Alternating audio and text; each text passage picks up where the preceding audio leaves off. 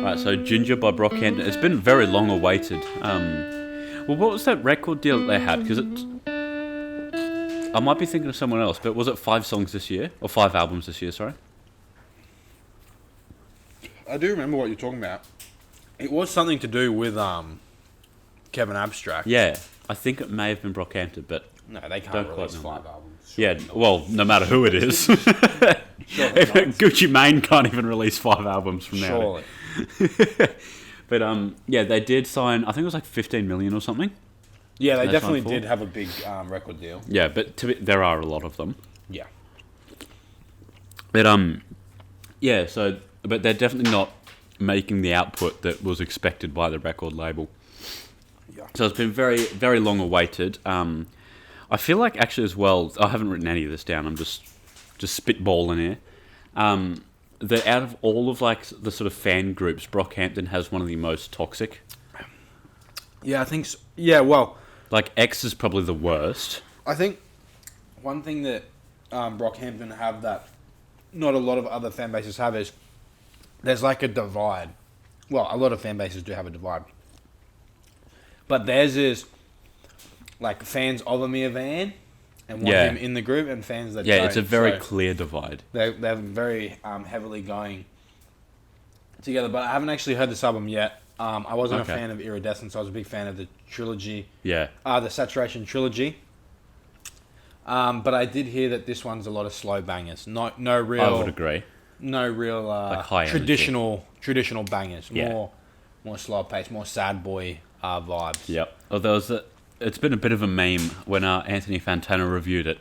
He said, basically the boys, they're sad. They're depressed and the boys are sad. I think that sums it up quite nicely. But I feel like a lot of Kevin Abstract's work, obviously the leader of the group, The is front quite man. sad. Yeah. Quite a sad boy vibe anyway. So I'm surprised Well, not he's a got- lot of the other stuff have been sort of like Yeah. that. They have some, obviously, in the past, but And his solo album as well, which I reviewed, Arizona Baby, yeah. that was very sad boy. But not like sad boys in like SoundCloud sad boy. SoundCloud. Sad clown. I'm calling you out. It's more like artistic sad boy. Like there's definitely like an artsy edge to it. It's like if Yeah. you take SoundCloud sad boys and bring them up in Melbourne, then Kevin Abstract is what they would sound like. Yeah. I think that's my analogy. I agree. There you go.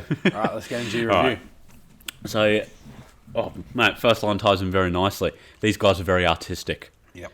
It starts out on No Halo, which was a single, so I won't talk about it too much. But it does sound very cinematic. It's got a huge, like, grand sound. It's kind of like Game of Thrones-esque. Not quite medieval, but just very, like, I don't know, cinematic is really the only thing I can come up with. Yep. Like, it's a very full sound. I absolutely love the production on that track. I love the flows that they use as well. It perfectly suits the beat. Sugar is up next. The chorus is amazing. The beat is so relaxing. But the first verse done by Dom is like pretty heavily auto-tuned. And there's some effect on there. I don't quite know what it is, but it makes his voice sound very washed out. Like very like flat. So yeah, that doesn't sound very good. But the rest of the track was brilliant. I'm not a huge fan of Bareface. Like his voice is great, but his content I find lacks more often than not. Like he finds a melody, has like 2 lines in that melody, and then just repeats that like 3 times, and that's a verse to him. Yep. So I'm not usually a fan of him, but yeah, he was actually really good on Sugar.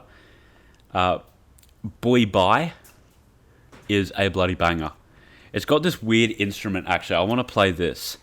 It's at 15 seconds for anyone who wants to try and work out what it is. At first, I thought it was like, you know the Robbie Rotten theme song?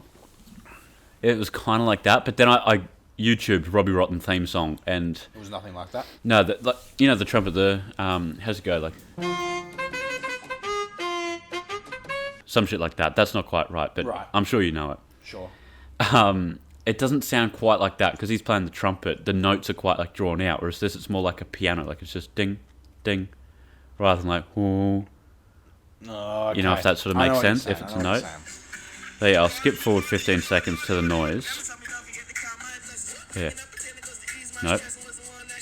Roundabout here. There. You got like a banjo sort of. Yeah.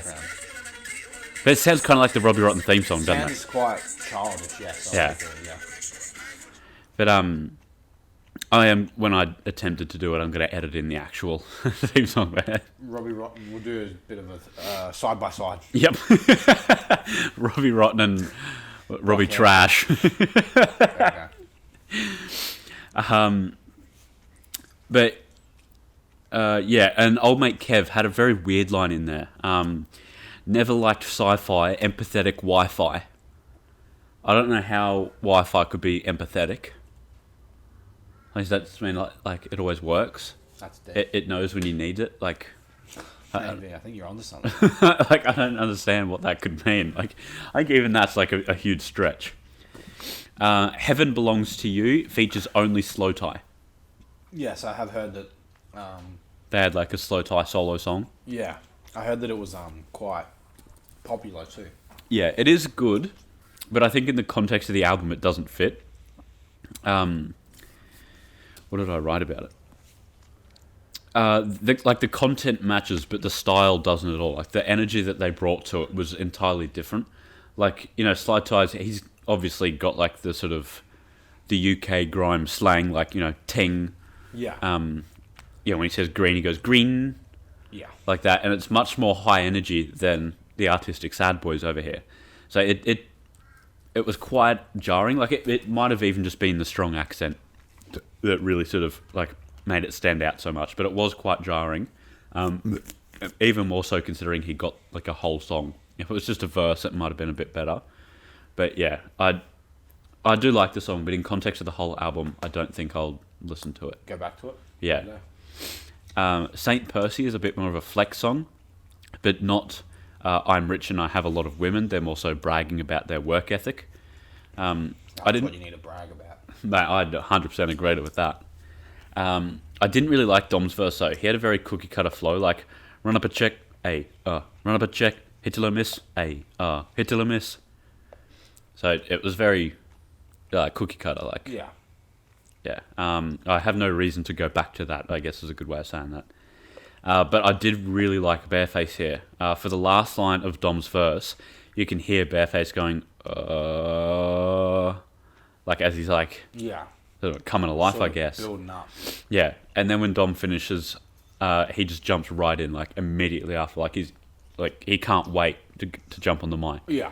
You know, as soon as Dom's like through his last syllable, Bareface gets is just in there. Yeah. If You Pray Right has a banging beat. It's like a high-pitched whistle kind of sound, but they added like a lot of like wobble to it. Yep.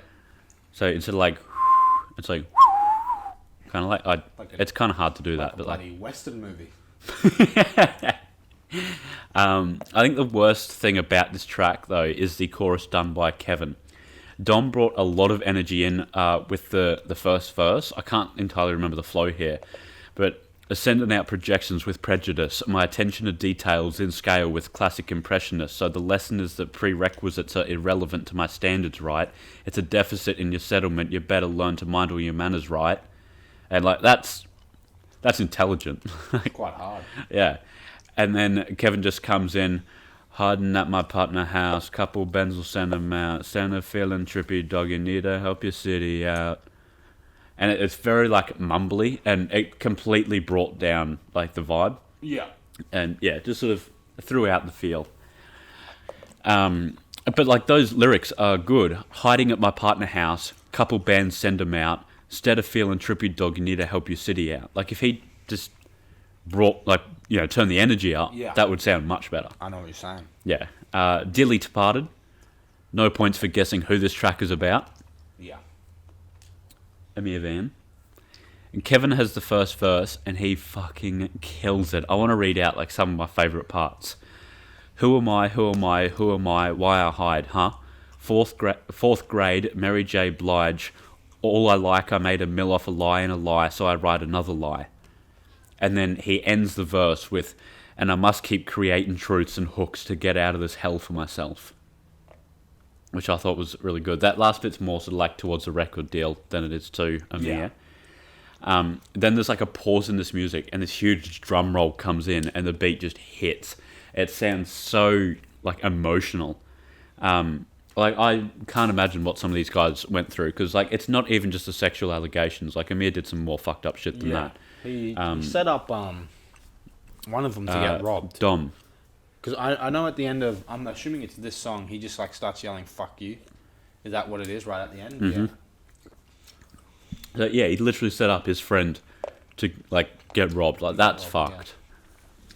So yeah, I and like they thought they were friends. Yeah. You know. So I don't know what they're going through, but I can definitely feel it just like by the beat alone. Yeah. Matt. Oh no, wait, sorry. Yeah, there's a huge drum roll comes in, and when it just hits Joba, he comes in with this just angelic singing. It sounds so good. Matt has a verse that loosely implies he's been lied to, but it's not very clear. I don't think he was super affected by it. Yeah. But Dom, I wrote here, I don't know if you heard his verse or not, but I know now that you haven't. But he did not hold back. You could definitely hear the anger in his voice. And he was talking some shit. He was not letting... He was not, like, shade was being thrown in every which way. Some of my favourite lines are, how many sides to a story can there be when you saw it with your own eyes? I got all my thoughts out on records y'all weren't even here. Because they actually said in an interview that, like, for this album, they recorded, like, 100 songs, but only 12 made the cut. So, like, just imagine how much, like, shade there is on the other... On the 88 songs. Like that's it's and then there's when somebody that you know throws you in the fire, how do you survive? I kicked down the door inside a home I didn't own just to save a friend's life. Little did I know the one who pulled the strings was the one on my side. I've just moved to Texas, tried to make it right. I do not feel obliged to dismiss the truce because of how I feel about our time. If I knew what you would do to someone you owe money to, you wouldn't get a dime. That's like... That's hard. Like, not only is that like a great way of saying fuck you, but like the wordplay, the lyricism in that is so hard. That's amazing. And then finally, this has got to be like one of my favourites. Like this is a whole new level of fuck you. Like this is just straight up coming at Amir. Pass the weight off to your friends and never face the truth because you never learned how to be a man. And it's not my fault and it's not my problem anymore. That's just where you stand. That's just who you are. That's your cross to bear. You could talk to God. I don't want to hear, motherfucker. And then one thing I really, really like, that's amazing. That's just about the whole verse there. But one thing I really, really like is you can just feel the hate. Like you're not hearing it, you're legitimately feeling it. Yeah. But when he says motherfucker, there's like a high pitched synth noise that just comes in and it amps up, and like I guess it kind of sounds like him like screaming. Yeah. Like I forget Through the Wire, Kanye, you know how he's got that really heavily auto-tuned kind of thing, and you can't really, it's kind of like that if Dom was screaming, like just out of anger. And it sounds amazing. And as that's like amping up, you hear a couple of like little thuds. And what I made it out to be was he's like just dropped the mic and then left and like sort of slammed the door behind him. Oh, okay. And that sounded so dope. Like that was incredibly emotional. Like, yeah, I didn't like really follow this when it was happening. Yeah. So I don't really know the full scale of it. But hearing this, it must have been intense. I'm going to say it now, not even at the end. That's by far my favourite song, Dearly Departed. So check that out. I've Been Born Again. It was the first single released out of the whole album, so I won't talk about it too much, but I'm not really a fan of this. The artists loosely talk about a few topics, like including drug abuse, lack of money, and depression, but it doesn't have like a strong concept. It's sort of like as if they were just given a studio and their record label was like, oh, we don't care what you say, just like make it sad or something. Yeah. And they each sort of came up with their own way to do that. Ginger is the next track, the title track, and it's heavily focused on being melodic. They've done an incredibly good job. It sounds amazing. They just talk about how they're kind of stuck. They don't believe that they've made it because they're still broke, but they don't want to make music anymore. Kevin actually said that it's his... what's that chick's name? You know the one I'm thinking of? No. The one that like... made like a really good album and then just dropped and never made music again. You're talking about Shiloh? No, Like, no, from like later than that, like late 90s kind of thing. Miss something. Yeah, Miss Lauryn Hill. Yeah, Lauryn Hill. Yeah, he said it's his Lauryn Hill moment. Mm. Which kind of sucks because it's like between a rock and a hard place. He has to make music, Yeah. but he doesn't want to at all. Like, there's a strong need to get away from making music. Yeah. So I think Kevin, he definitely feels that the most. He talked about that on his solo album as well. He even said in his solo album, sorry for putting all of our things on the lawn, like talking to the rest of the group, saying I shouldn't be airing these topics, but like I need to get it off my mind. Yeah. But yeah, in this, he does say it like the best way. Look at how I'm shining though. Look at how I'm smiling though. Look at how I'm smiling. Look at how I'm whiling and I'm still broke. You still think I'm a joke. I still think... Oh, wait. What am I up to? You still think I'm a joke. I still think I'm a joke. I still think it ain't gonna work out.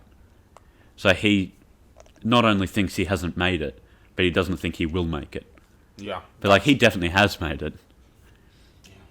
That's hard right there. Yeah. Big Boy is a lot about growing up, but I think it's a step further than that. Genius just said it's about growing up, which Big Boy sort of does allude to. But I think it's not so much about growing from a boy to a man. It's about growing from a man to a better man. Like, it's about maturing and making sure that as an artist and as a person, you're growing and evolving. You want another one? Not yet. All right. I do really like that message, but the execution was a bit of a miss. Bareface had some good content, but it was dragged down by like that distortion that he uses on his voice. Yep. I'm just not a huge fan of that personally. Kevin had the chorus, and it was really, really good. But in his verse, he was heavily auto-tuned and pitched up, so it didn't really sound that great.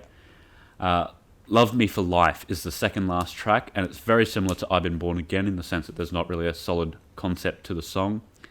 Then the closer of the album, Victor Roberts. Victor.